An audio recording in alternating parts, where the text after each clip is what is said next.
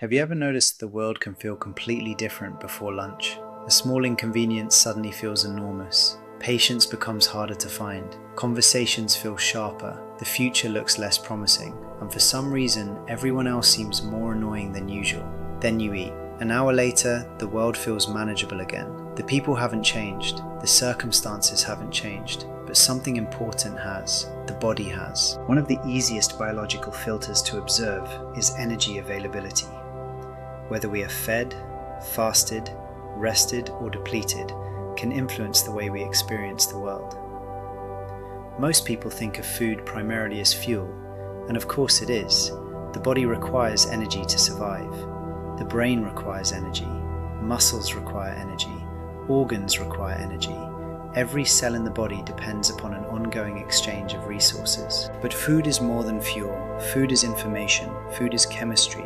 Food is communication. Every meal sends signals throughout the organism. The body is constantly asking questions. Is energy available? Is it scarce? Should we build? Should we conserve? Should we focus outward or inward? Should we move or recover? The answers shape countless biological processes occurring beneath awareness. And because biology influences perception, these shifts may influence experience as well. Most people have felt the effects of hunger. Attention narrows, thoughts become repetitive, patience becomes thinner, decision-making can become more reactive. For some people, even social interactions begin to feel different. The body is not malfunctioning, the body is adapting. From an evolutionary perspective, this makes sense. An organism experiencing limited resources may benefit from becoming more focused on obtaining them. Attention narrows toward what matters most in that moment. Survival first, everything else second.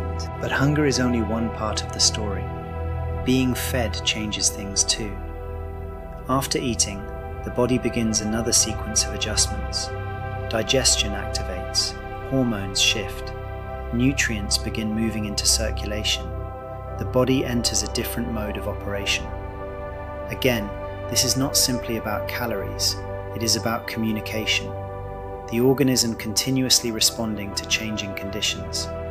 And this process is remarkably intelligent. Many people today are also exploring fasting, sometimes for health, sometimes for religious reasons, sometimes out of curiosity, sometimes for metabolic goals. There is growing scientific interest in how periods without food may influence certain biological processes. What is known and what remains uncertain continues to evolve. But one thing is clear, fasted and fed states feel different. The body operates differently. Attention often shifts, mood may shift, energy may shift, perception may shift, and because perception shifts, experience may shift. This is where caution becomes important. It can be tempting to declare one state superior. Fed is better, fasted is better, this diet is better, that diet is better. But biology is rarely that simple. Human beings are adaptable. Different people respond differently. Different contexts call for different strategies. The goal here is not dietary dogma. The goal is awareness, to notice how the body changes across conditions, to recognize that perception does not emerge from nowhere. It emerges from a living organism responding to its environment. And food is part of that environment. So is hydration, so is sleep, so is movement, so is stress. The body never responds to one variable alone. Everything participates, everything communicates, everything influences the larger system. This becomes especially important when we are making decisions about ourselves. A difficult thought appears, a feeling of hopelessness arrives, a wave of frustration emerges. Sometimes those experiences contain valuable information. Sometimes they deserve our full attention. But sometimes, the body may simply be running low on resources.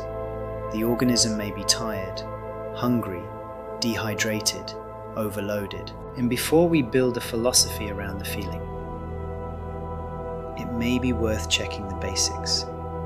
Have I slept? Have I eaten? Have I moved? Have I recovered?